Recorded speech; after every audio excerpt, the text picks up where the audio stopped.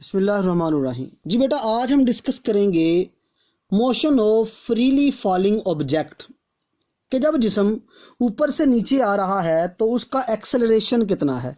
चूँकि ये देखिए, ये मेरे पास एक ऑब्जेक्ट है, इसको अगर मैं यहाँ से गिराऊं तो ये नीचे चला गया।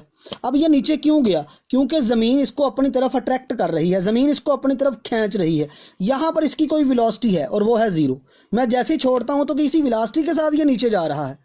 अब इसका मतलब वेलोसिटी चेंज हो रही है, और वेलोसिटी चेंज होने का मतलब है कि इस जिस्म में एक्सेलरेशन पैदा हो गया। तो जब बेटा इस जिस्म में एक्सेलरेशन पैदा हो गया तो वो एक्सेलरेशन चूंकि ज़मीन ने उसमें पैदा किया, इसलिए ज़मीन का पैदा किया एक्सेलरेशन कहलाता है ग्रेविटेशनल एक्सेलरेशन। और ग्रेविटेशनल एक्सेलरेशन जो है उसको हम स्मॉल जी से रिप्रेजेंट करते हैं। अब इसका कंसेप्ट हमें जो दिया वो हमें सबसे पहले गैलीलियो ने दिया था। गैलीलियो कहता है कि जितनी भी चीज़ें हैं, चाहे उनका मास ज़्यादा है चाहे उनका मास कम है, अगर हवा मौजूद ना हो, यानी अगर हवा की मुज़ाहमत ना हो, तो सारे जिस्म एक ही वक्त में क्या करेंगे? ज़मीन पर आ जाएंगे, एक ही टाइम के अंदर वो ज़मीन पर पहुंचेंगे। ये मैटर नहीं करता उनका मैस क्या है, मैटर करता है सिर्फ ज़मीन का अट्रैक्ट करना, और ज़मीन अट्रैक्ट करती है एक ही वैल्यू से, और वो है ग्रेविटेशनल एक्सेलरेशन। तो ये इंडिपेंडेंट है, ये जी जो है इसकी वैल्यू इंडिपेंडेंट है उनके मैसेज के ऊपर। तो जब जिस्म फ्रीली फॉलिंग गिर रहा होता है, उस फ्रीली फॉलिंग गिरते हुए ऑब्जेक्ट का जो एक्सेलरेशन है वो कहलाता है ग्रेविटेशनल एक्सेलरेशन। और ग्रेविटेशनल एक्सेलरेशन जो है इसको हम जी से रिप्रेजेंट करते हैं, और इसकी जो वैल्यू है बेटा वो आपने याद रखनी है। एक्चुअल वैल्यू 9.8 है, लेकिन आपके लेवल में हम राउंड ऑफ करके ले लेते हैं उसको 10 मीटर पर सेकंड स्क्वायर, लेकिन असल में वैल्यू 9.8 है। ग्रेविटेशनल एक्सेलरेशन दो तरह से डील किया जाता है। अगर जिस्म ऊपर से नीचे आ रहा होगा तो जी की वैल्यू जो है वो +10 ली जाएगी, और अगर जिस्म नीचे से ऊपर जा रहा है, आपने किसी जिस्म को ऊपर फेंक दिया, तो उसका जो एक्सेलरेशन लिया जाएगा वो -10 मीटर पर सेकंड स्क्वायर लिया जाएगा। ये वैल्यू बेटा आपने याद रखनी है। पॉजिटिव कब है? जब ऊपर से नीचे आएगा, और नेगेटिव कब है? जब नीचे से ऊपर जाएगा। दोनों सूरतों में होगा 10 ही, उसकी मैग्नीट्यूड 10 ही रहेगी। डायरेक्शन चेंज होने के लिए पॉजिटिव नेगेटिव आ जाता है।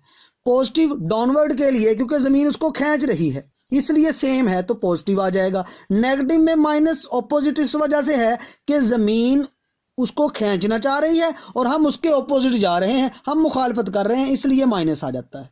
अब ये सारा काम गैलीलियो ने जो किया था उसके अकॉर्डिंग उसने यही हमें बताया, अगर हवा नहीं होगी, फ्री स्पेस होगा, तो हवा की रेजिस्टेंस ना होने की वजह से तमाम जिस्म जो है एक ही टाइम में ज़मीन पर वापस आते हैं। लेकिन हम देखते हैं जिनके मैसेज ज़्यादा हैं वो जल्दी आ गए, जिनके मैसेज कम है वो देर से आते हैं। क्यों? क्योंकि हवा किसी के ऊपर मुज़ाहमत ज़्यादा करती है, किसी पे मुज़ाहमत कम करती है। एक पत्थर और एक कागज़ को ऐसे फेंका जाए, पत्थर जल्दी आ जाएगा, कागज़ देर से। क्यों? कागज़ को हवा ने रोक लेना होता है, पत्थर को हवा नहीं रोक पाती तो पत्थर जल्दी आ जाता है।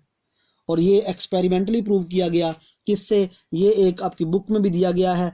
ये आपके पास लीनिंग टावर है, ऐसे झुका हुआ एक मीनार है, ठीक है, जो कि एक वंडर में शामिल किया जाता है, अजूबे में शामिल किया जाता है। क्योंकि झुकी हुई चीज़ें गिर जाती हैं, लेकिन ये अभी तक स्टेबल है, इसका स्ट्रक्चर ऐसा है, इसलिए इसे वंडर में शामिल किया जाता है। तो बेटा ये आपने बेसिक बातें याद रखनी है। अब हम बात करते हैं कि हमारे पास इक्वेशन ऑफ मोशन 3 है। कौन कौन सी 3 इक्वेशन ऑफ मोशन है? एक है पहली इक्वेशन, फर्स्ट इक्वेशन जो है VF is equal to VI plus AT। Second है S is equal to VIT plus 1/2 AT square. और बेटा जो थर्ड है वो है 2AS is equal to VF square minus VI square. अब हमने क्या करना है, ये है उस वक्त जब एक्सेलरेशन A है। अब हमने इनको लिखना है जब एक्सेलरेशन स्मॉल g होगा। तो बेटा आपके पास आपने VF is equal to VI plus A की जगह लिख देंगे G, और ये T as it is. S की जगह एस नहीं लिखेंगे, एच लिखेंगे, और ये वी आई टी प्लस 1/2, और ये आ जाएगा जी और ये टी का स्केयर।